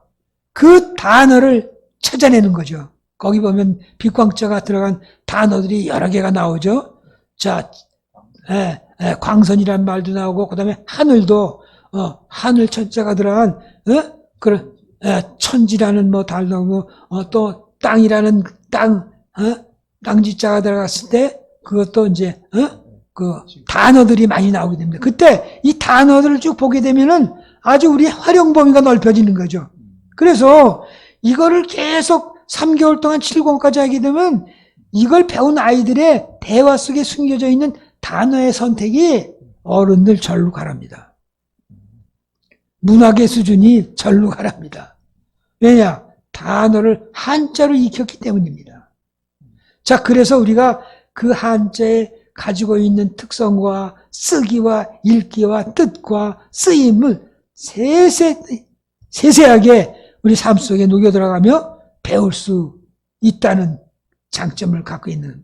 자, 그 다음에 이제 네 번째 페이지에 가면은 바로 이제 공과 공부가 나옵니다. 공과 공부가 나오는데, 이거는 이제 특별히 이제 그 일과기 때문에 아이들이 대답하기에 어려운 거를 제가 미리 대답을 써줬어요. 너무나 중요한 거기 때문에 이 대답을 외우라는 뜻에서 이렇게 빨간 걸로 표시를 해가지고 대답을 써줬습니다. 그런데 뒤로 가면 이제 이 대답이 안 나오거든요. 그러면 아이들이 직접 거기다가 대답을 써야 돼요. 그런데 이 쓰기라는 것이, 글쓰기라는 것이 굉장히 중요합니다. 앞으로 아이들이 리더가 되기 위해서는 타자만 잘 쳐서는 안 되고 쓰기를 잘해야 돼요. 이 쓰기가 갖는 깊이와 감동이 남다르거든요. 그래서 아이들이 하나의 문장을 만들더라도 그냥 뭐 알아듣기 쉽게 간단하게 하는 게 아니라 풀 센텐스를 쓰는 거죠. 무엇 주어가 있고 동사가 있고 형용사가 있고 무엇이 어떻게 돼서 뭐가 되었습니다 하고 딱 풀어지는 문장을 쓰는 방법, 그것을 여기서 익히는 거죠. 그게 논술입니다. 여러분 대학 갈 때 논술 시험 보죠. 이 공부가 너무너무 도움이 됩니다. 그래서 이 쓰기라는 것이 너무나 쉽습니다. 자, 여기 나오는 우리 공과 공부는 뭐가 있어요? 성경에 쓰여진 기간이 얼마냐, 몇 명의 선지자가 몇 사람이 썼냐, 40명의 선지자가 1600년 동안 이런 거가 이제 공과 공부인데, 이런 내용은 처음에 아이들이 분명히 알고 넘어가야 될 내용이기 때문에 제가 여기다 답을 직접 썼습니다. 그래서 그 답을 읽기 익히 마음에 두고 배워가면서 그렇게 써가면 되겠습니다. 자, 그리고 이제 그 다음에 이제 보면은 뭐 짧은 글 짓기도 나오고, 그 다음에 이제 암송 구절이 나오죠. 특히 이제 성경 창세기 1장에서 우리가 분명하게 암송하고 넘어가야 될 것이 1장 1절이죠. 태초에 하나님이 천지를 창조하시니라. 이거가 너무너무 무거운 구절입니다. 그래서 어떤 신학자는 이런 말 하는 걸 들었어요. 성경 창세기 1장 1절을 이해하면 성경 66권을 다 이해하는 것이다. 오, 굉장한 이야기죠. 아니, 창세기 1장 1절을 알면 66권을 다 이해하는 거라고 했어요. 그만큼 하나님이 창조주라는 것을 이해한다는 것 자체가 중요하다는 것이죠. 그래서 우리가 이 1장 1절은 반드시 암송해야 되는 것입니다. 마음에 깊이 새겨둬야 된다는 그런 내용의 귀중한 말씀이었습니다. 그 질문이 하나 올라왔는데요. 네. 이 한 권, 네. 7권인데, 네. 한 권을 배우는데, 네. 기간이 어느 정도 걸리는지. 그렇습니다. 제가 이제 해보니까, 제일 중요한 건 뭐냐면은, 일주일에 몇 시간을 할 거냐가 제일 중요합니다. 일시간에 몇 시간. 일시간에 뭐 몇 시간 하게 되면 금방도 뛸 수 있어요. 근데 너무 속도가 빨리면은 이게 하나님의 말씀이 들어있는 무거운 그 가치이기 때문에 너무 빠른 건 좋지 않습니다. 매일매일 복습은 할 수 있어요. 배운 것 또 하고 또 하고. 그러니까 이 동영상으로 나오니까 매일 한 번씩 듣는 거예요. 얼마나 좋습니까? 그래서 제가 이거를 앞으로 동영상을 내보내는 거를 보통 일주일에 한 주간에 한 2개 내지 3개를 내보내려고 그럽니다. 그렇게 되면은 2과 내지 3과. 네, 2과 내지 2과 3과가 아니죠. 한 과가 3개의 동영상으로 구성되어 있습니다. 3개. 그렇기 때문에 일주일에 한 과 아니면은 1.5주간에 하나 그렇게 되는 거죠. 그렇죠? 그래서 시간은 저는 이거를 교회에서 했어요. 교회 아이들을 데리고 교회에서 했기 때문에 아이들이 모이기가 학부형들이 더군다나 모여야 하기 때문에 제일 좋은 건 예배 다 끝나고 오후 시간이 제일 좋았어요. 그때 엄마들하고 같이 모여서 차도 한잔하고 다과도 한번 하고 그리고 나서 이제 이 공부를 시작했거든요. 여유 있게 얼마든지 질문해 가면서 할 수 있는 게 되죠. 근데 지금도 마찬가지입니다.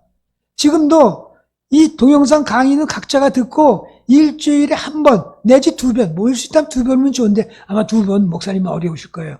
한 번 모여서 이 책에 나오는 질문과 대답 Q&A에 대한 그런 논제들을 서로가 물어보고서 대답하면서 시간을 가는 거죠. 엄마가 물어보면 아이가 대답하고 목사님이 대답하고 목사님이 물어보면 엄마가 대답하고 이런 질의응답의 과정을 길게 끌고 감으로써 뭐가 생긴다고 그랬죠?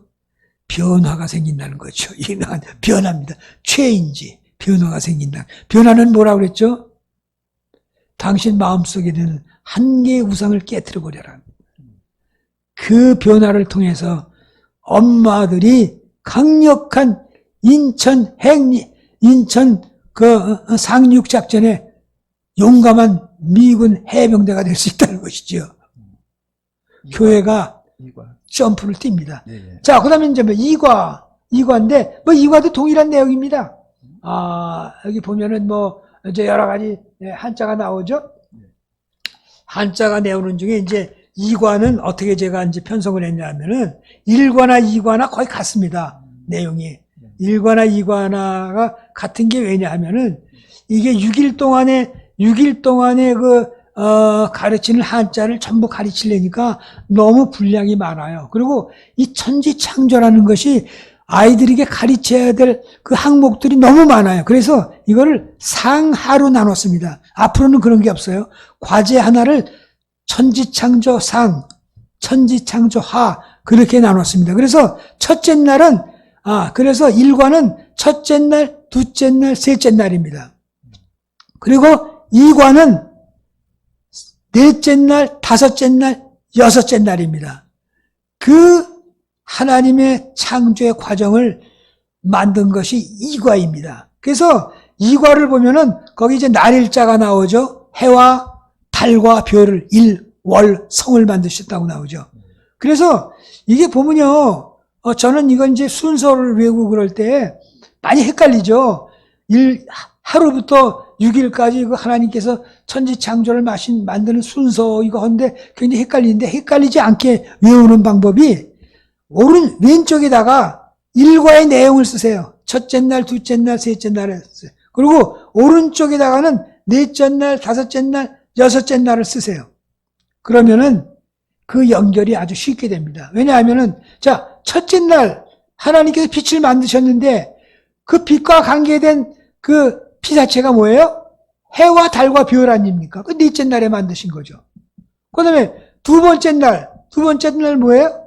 하나님께서 하늘을 만드셨죠? 그런데 다섯째 날 뭘 만드셨어요? 새를 만들고 물고기를 만들고 그 하늘의 새를 만드셨어요. 날아가는 모든 질주식을 만드셨어요. 그 다음에 땅을 만드셨어요? 바다를 만드셨어요? 그러면 땅을 만드셨다? 그러면 오른쪽 여섯째 날 모든 기어다니는 짐승, 육지에 사는 짐승들을 이렇게 외우면 이 6가지가 한 그림으로 외워지게 됩니다. 한 그림으로. 그리고 맨 마지막 6째 날에 뭐를 만드셨어요? 인간을 만드셨죠. 인간을 만드셨습니다. 흙으로 사람을 빚고 그 사람에게 하나님의 영을 불어넣어서 생명을 갖게 한 인간을 만드셨습니다. 자, 이거는요, 제 동영상 모세 인성학교 유튜브에 들어가시면은 거기에 그 한자 풀이가 나오는데 거기에 그 한자에 대한 그 쭉 풀이가 있어요. 그걸 보시면은 정말 생생하게 살아있게 배울 수가 있습니다. 자, 여기서는 너무 길기 때문에 그거는 생략을 하는데 그래서 이제 거기도 내용이 똑같습니다. 하나님이 6일 동안 천지를 만드신 것을 순서대로 말아보라라든가 또 당신은 하나님이 분명히 이걸 만드셨다는 것을 뭐를 보면 알 수가 있습니다든가 이거 다양하게 이야기할 수가 있죠. 그 다음에 이제 오른쪽으로 가면은 내내 이제 이 한자에 쓰는 필순, 그걸 필순이라고 그러는데 쓰는 순서 그리고 그 모양을 전부 하나하나 표기돼 있죠. 그 다음에 이제 그 밑에는 이 자가 들어가 있는 그런 그 단어들이 계속해서 나와 있습니다. 계속해서 나와 있습니다. 여기 삼가도 나와 있나요? 네. 그리고 이제 논술로 넘어가면은 그 논술을 쓰는 거가 나와 있죠. 논술 첫 번째 장에 넘어가면은 하나님이 첫째 날 뭐를 만드셨습니다. 그러면 이거를 첫째 날 그냥 빛 그리고 한자만 쓰면 되는 게 아니라 아이들이 어떻게 써야 되냐면 정답은 아주 부모님이 이건 철저하게 가르치셔야 돼요. 습관을 길러야 되니까. 하나님께서 그 첫째 번 칸에 들어가는 말입니다. 하나님께서 첫째 날 빛을 만드셨습니다. 점 딱. 이게 완전한 문적이거든요. 그걸 적게 하는 거예요. 네. 그래서 그거를 6째 날짜까지 쭉 순서대로 한번 적어가는 겁니다. 자, 그 다음에 여기서 이제 중요한 게 하나님의 형상. 그거는 이제 조금 어려운데, 그거는 나중에 이제 공부하기로 하고. 그 다음에 3과 한번 넘어가 보실까요? 에덴 동산. 네, 에덴 동산이 나오죠. 자, 에덴 동산은 하나님께서 이제 에덴 동산을 만드시고 그 안에 모든 피조물을 다 나무와 동물이며 다 넣으시고 물고기까지 다 넣으시고 아담을 만드셔서 아담더러 그 모든 것들을 다스리게 하는데 아담이 혼자 있는 모습이 안 좋아서 여자 하와를 만들어서 배필로 삼아 주셨다는 그런 그 내용이 나옵니다. 여러분 여기에도 한자를 보면은 정말 귀중한 한자들이 많이 나옵니다. 동산, 동쪽, 산, 남자, 남, 그 다음에 계집여, 그 다음에 산의 남, 참 귀한 말자가 나옵니다. 근데 여기 산의 남자가 나오니까 한 가지 제가 설명을 드리고 넘어갈까요? 이 산의 남자를 자세히 보면은 위에 이 사각형에다가 십자가를 넣은 밭전자라고 그러죠. 그 밭전자가 보이죠? 그 밭전자가 성경에서는 무엇을 얘기하냐 하면은 이 밭전자가 에덴 동산을 얘기합니다. 왜 에덴 동산이냐 하면은 에덴 동산이라는 사각형을 금을 그어서 이 땅 위에다 딱 만드신 다음에 4개 십자가는 4개 강이 중심에서 동서남북으로 흘러가게 하셨다고 그랬죠. 성경 말씀에. 그래서 중심에서 4개 강이 흘러나가는 이 땅, 그 땅을 에덴 동산이라고 부릅니다. 그래서 하나님께서는 이 밭전자가 성경에서는 에덴 동산을 이야기합니다. 그러면 왜 남자가 그 에덴 동산의 밑에 또 힘력자가 들어가죠. 한자를 좀 아시는 분은 알겠지만 밑에 힘력자라는 또 독립된 한자가 하나가 들어가는데 그 힘력자는 뭐냐면 힘을 쓴다는 얘기예요. 글자 그대로. 그럼 이 글자는 어디서 왔냐 하면은 한자가 여러 군데서 이제 그 모양이 발전돼서 왔는데 옛날에 우리의 조상들이 쓰고 있던 농기구의 모습을 따서 이 힘력자가 왔다고 그래요. 힘력자가. 그래서 하나님께서 남자의 뜻이 뭐냐? 에덴 동산을 그 모든 것들을 가꾸며 다스리며 기르되 평생토록 힘을 써서 일해라. 땀을 흘리며 일해라. 그 존재가 바로 남자다. 그래서 밭전자 밑에 힘력자를 쓰는 것이 사내남이라는 글자를 만들었다는 성경학자들의 한자들의 가지고 있는 역사성입니다. 자, 뭐 그거 하나만 설명하기로 하고 이와 같이 앞으로 쭉 넘어갑니다. 그래서 뭐 지도도 나오고 그다음에 사과에 보면은 선악과의 이야기도 나오고 그리고 왜 제가 그 지도를 여기다 집어넣냐면은 지도의 개념이 굉장히 중요해요. 그래서 그 목사님들도 이 지도 개념을 그냥 지나칠 게 아니라 분명하게 눈 감고도 그릴 수 있는 지도, 그 개념을 집어넣어요. 그래서 이스라엘 딱 하면 지도상에 어디 애굽 어디 바벨론 어디 이게 나올 수 있을 만큼 아이들의 이 지도 개념을 출발할 때부터 집어넣어줘야 됩니다. 터키가 어디야? 터키 딱 지도상에 어디가 터키라는 것을 분명히 집어넣어주면 성경의 이해가 그만큼 깊어지고 빨라질 수 있다는 이야기가 되겠습니다. 네. 교재를 잘 봤고요. 네. 그 어느 분이 이제 질문했는데 이 교재가 지금 이렇게 생겼습니다. 네. 제가 지금 들고 있는데 화면에 보이죠. 그리고 한 권당 12과까지 되어 있죠. 네, 12과까지 되어 있습니다. 12과까지 되어 있는데 너무나 아주 그 컬러풀하게 또 공부하기 좋게 이렇게 잘 되어 있습니다. 한 가지 짧게 자랑을 하면 이 그림은 영적 그림인데 이거는 세상 어디에도 없는 그림입니다. 왜 그럴까요? 제 아내가 그렸기 때문입니다. 요런 그림 지금 보이죠? 살짝 보이죠? 그래서 그림을 이 책이나 그림을 보시고 그 목사님이 주문을 받으세요. 어느 그림이 필요하다. 그러면 제가 파일로 보내드릴 용의도 있습니다.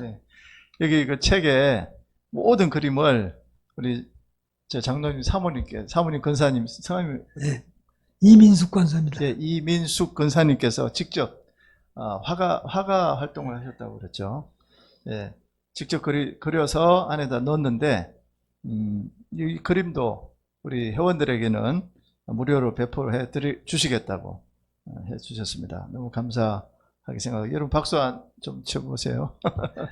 감사합니다. 감사합니다. 자, 그러면 자 이렇게 생겼습니다. 이렇게 생겼는데 7권, 12과인데 그래서 이제 7권이 전부 84개의 스토리가 들어있다는 거예요. 근데 이 84개 스토리를 가지고 하면 목사님 구약에 어느 정도의 흐름을 거의 다 알 수가 있어요. 구약의 흐름. 구약의 흐름.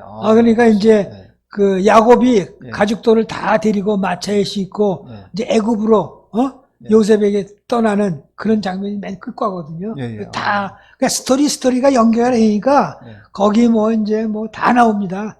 아브라함으로부터 시작해 이삭으로 뭐 쭉 나오니까 그거를 보면은 이제 이 구약 성경에 그리고 이제 뒤에 가면은 그 뭐 에레미야도 나오고 뭐 이사야도 나오고 그다음에 소선지서도 나오고 그러거든요.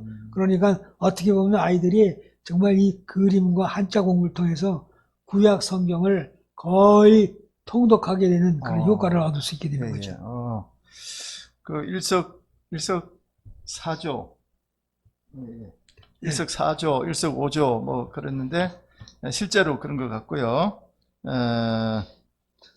마지막으로 이제 예, 마지막으로 이 자녀들 해방? 네. 해방. 자, 이거 그런- 한번 말씀드리겠습니다. 오늘 뭐 여러 가지 주제가 있었죠. 예, 제일 중요한 게 이제 교육을 교회 부흥의 첫 번째 도구로 삼아라. 목사님이 명심해야 될 과제입니다. 그리고 이 자녀를 교육시켜서 제자 삼아서 당장 오늘부터 교회의 1세대를 삼아라. 그리고 그 엄마들을 변화시켜서 엄마들의 해병대가 인천 상륙작전을 하게끔 하라. 이제 그런 내용이었습니다. 예, 자, 그런데 제가 이제 끝날 무렵에 하나 드리려고 한 것이 뭐냐면은 예. 자녀들을 시급합니다. 해방시켜야 돼요. 아까 뭐라고 그랬죠? 1등주의 개념에 빠져가지고 예. 자살 생각을 하던 아이들이 어느 통계를 보니까 반 이상이 자살 생각을 해봤다고 그래요. 세상에 이럴 수가 있습니까? 그 아이들이요. 예, 예. 그게 어디서 오는 겁니까? 이 상대평가, 1등주의에서 오는 교육의 폐단에서 오는 거거든요. 맞습니다. 이거를 빨리 허물어야 됩니다. 이 사슬을 풀어서 아이들을 꺼내와야 될 소명이 교회에 있고 목사님에게 있는 것입니다. 제가 그래서 그거를 한마디로 이렇게 표현했습니다. 갤리선을 쳐 부셔라. 갤리선. 이 갤리선이라고 그러니까 이해가 잘 안 가시죠. 여러분 그 배너라는 영화를 보게 되면은 배너가 그 한창 고생을 할 때 그 쇠사슬에 묶여가지고 큰 배 지혜에 가지고 죄수들이 쭉 사슬로 묶여가지고 노를 젓죠.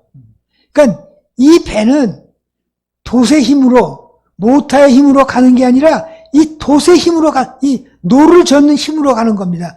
이 노예들이 젓는 노의 힘으로 이 갤리선은 움직입니다. 굉장히 속도가 빠르고 방향도 잘 바꾸고 말하자면 성능이 좋은 배죠.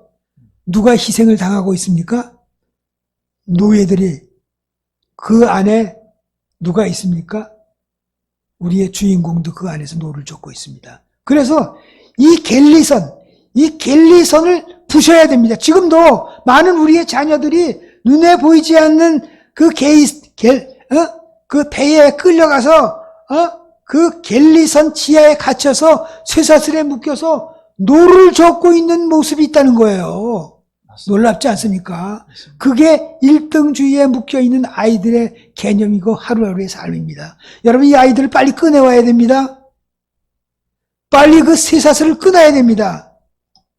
그것이 오늘 하나님께서 저와 모든 목사님들 그리고 이 동영상을 듣는 모든 분들에게 주시는 강력한 하나님의 살아계신 메시지라고 믿어 의심치 않습니다.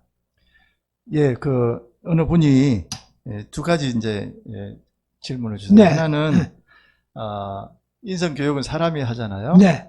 그런데 성령님의 역할이 어떻게 되겠는가 하는 거를 말씀해 그거요. 주셨습니다. 이제 성령님이 실제 수술칼을 들고, 그건 제가 모르겠지만은, 아까 말씀드렸듯이 히브리서 4장 12절, 예, 예. 좌위의 날선 어떤 검보다도 하나님의 말씀은 예리하여, 혼과 영과, 골수와 관절을 쪼개기까지 하며 우리를 수술시키신다는 하나님의 말씀이 나오거든요. 예, 그렇죠. 그래서 이거는 누가 설명을 할 수가 없는 거예요. 일반 윤리책에서 배우고 공부한 거하고 성경책에서 이 어구를 배운 거하고는 비교가 안 되죠. 왜? 이 하나님의 말씀 살아있고 수술을 직접 하지 않습니까? 예, 예. 그러니까 이 바이블 서당이라는 책은 하나님의 말씀으로 시작해서 쭉 가다가 채워지다가 하나님의 말씀으로 끝납니다.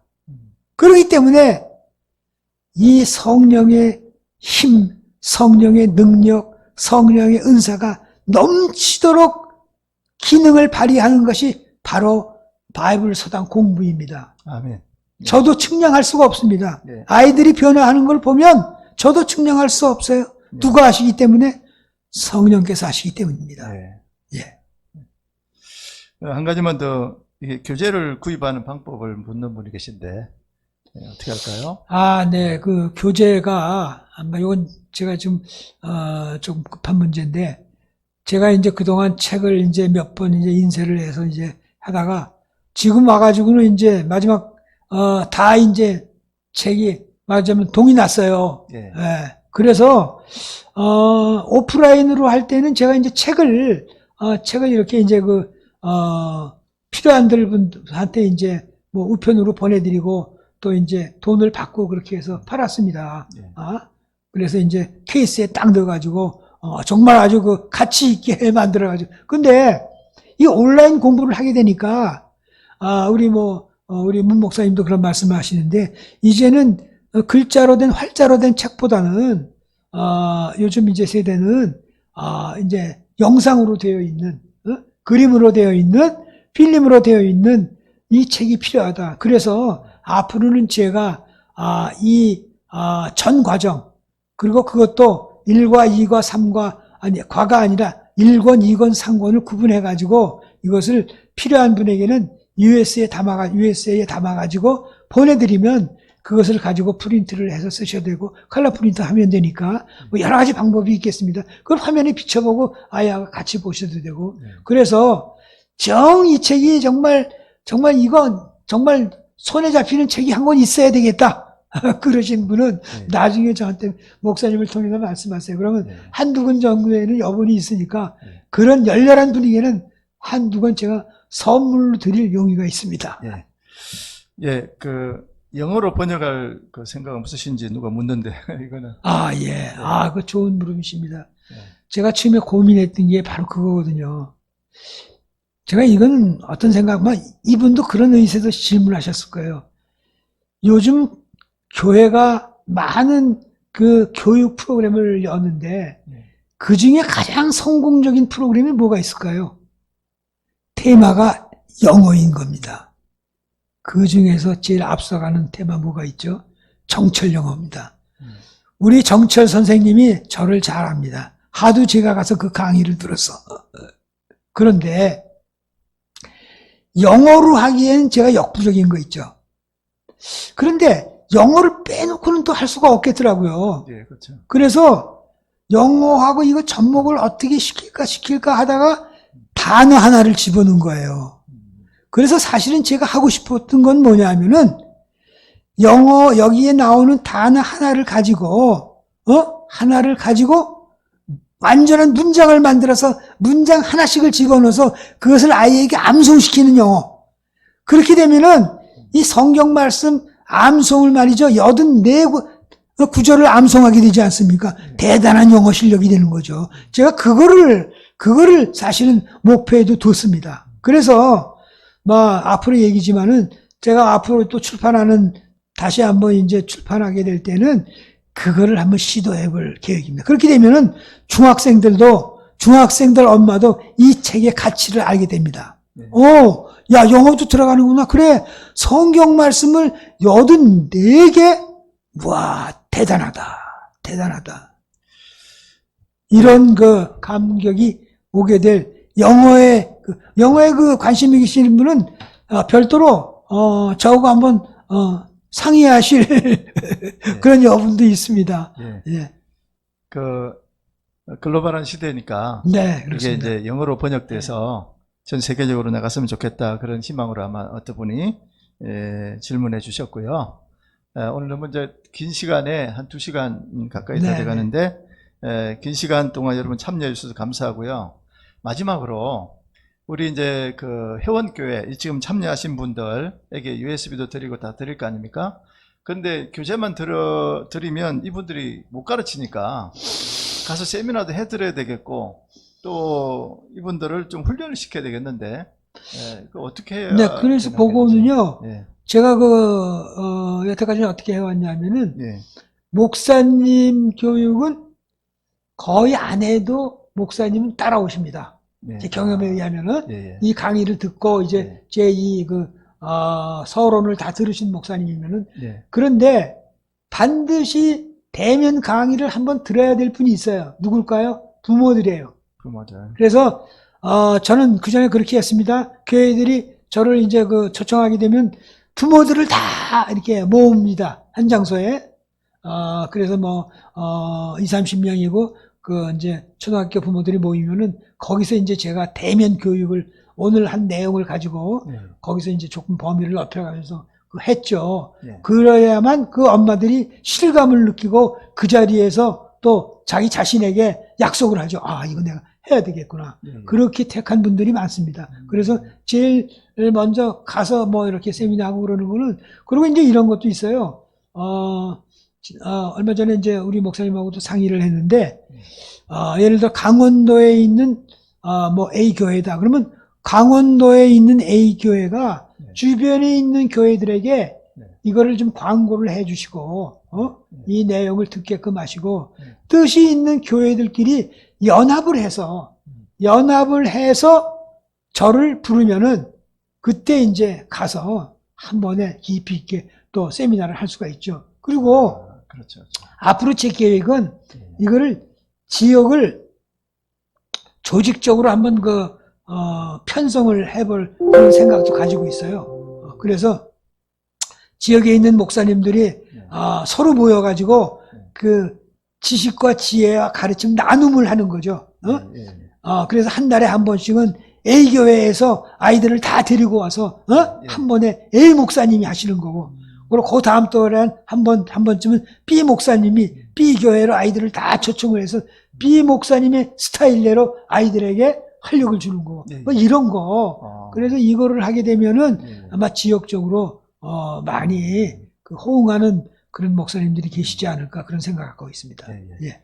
이거 한번 영상 한번 볼까요? 근데 그 영상 짧은 영상이니까 예. 이게 영상 하기 전에 제가 영상을 이 당시에 참 저도 미련했죠. 예. 누가 이런 시기가 올 줄 알았습니까? 영상을 찍지를 못했어요. 그 좋은 영상들을 많이 찍을 수가 있는데, 근데 어느 학부모가 이거를 딱 하나 찍은 게 있었어요. 예. 아주 짧은 건데 한번 저에게서 하는 거 한번 들어보십시오. 이날에는 학부형이 세 분이 나오셨는데, 나중에는 학부형이 한 번에 나오기가 너무 힘들다고 그래서 세 조를 나눠가지고 한 번에 세 분씩 나와서 그 뒤에 학부형이 세 분 나오게 됩니다. 영상을 보니까 실질적으로 더 와닿고요. 이제 마무리를 하겠습니다. 너무 긴 시간 동안 원래 이렇게 모여서 하면은 참 좋은데 네. 모여서 한 50분씩 하고 이렇게 쉬고 한 그렇죠. 서너 시간 해야 네. 되는데 2시간에 연속으로 이어서 해주셔서 너무 감사합니다, 장로님. 그리고 한 번 정도 더 해야지 이제 좀 전달이 잘 되겠다 싶고, 네. 오늘은 그렇게 많은 분이 오질 않았어요. 네. 그렇지만 또 이게 올라가 있으면 많이 볼 거고. 네. 자, 이제 마무리를 지을 텐데요. 여러분들이 여러분 교회에서 세미나나 인성학교를 열고 싶은 교회는 저한테 이제 미리 연락을 주시면 교재라든지 또 우리 장로님 또 모시고 가는 거라든지 일정을 또 잡고 그렇게 하면 되겠죠? 네, 그렇게. 그렇게 저한테 연락을 주시면 좋겠습니다. 자, 마무리하겠습니다. 오늘 참여해 주신 우리 많은 교회 분들 댓글로 우리 출석 체크해 주셔서 제가 다 보고 있었습니다. 제가 어느 교회가 와서 처음부터 끝까지 다 들으셨는지 제가 체크했으니까 그 예. 교회들에게 예. 특별히 이제 인센티브 혜택을 드리고 또 우선적으로 이렇게 해드리도록 그렇게 하겠습니다. 왜냐하면 이걸 안 들으면 또 안 되잖아요. 네, 그럼요. 들으신 분에 한해서 들으셔야죠. 들으신 분에 한해서 들으셔야 됩니다. 좀 하도록 하겠습니다. 마지막 인사하고 마치겠습니다. 네, 그렇습니다. 어느 철학자가 그렇게 얘기했죠. 인생은 기회를 잡는 것이다. 그렇습니다. 많은 기회가 우리 주변에 있습니다. 오늘 여러분들이 제 강의를 들으신 것도 하나님께서 여러분에게 주신 많은 기회 중에 하나입니다. 선택은 목사님의 몫입니다.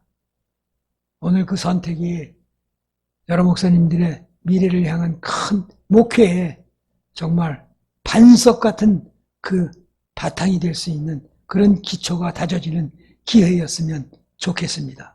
감사합니다. 예, 수고하셨고요. 다음 주에 한 번만 더 네. 간단하게 또 더 좀 이 규제 사용법이라든지 네네. 해주시면 감사하겠습니다. 제가 다음 주에 날짜는 다시 공지해 드리도록 하겠습니다. 자, 우리 수고하신 장로님께 박수 한번. 아유, 고맙습니다. 아유, 너무 감사합니다. 네. 장로님 고생하셨습니다. 네. 감사합니다. 예. 자, 이렇게 오늘 방송을 마무리하겠습니다. 함께 해주신 여러분 감사하고요. 누가 오셨는지 제가 다 보고 있었으니까 체크하겠습니다. 개인적으로 저에게 연락 주셔서 교재 또 그 다음에 여러분들 교회에서 하고 싶은 날짜나 이런 것도 상담해 주시면 감사하겠습니다. 자, 마치겠습니다. 여러분 기도 많이 해주시기 바랍니다. 방송 끊겠습니다. 안녕히 계십시오.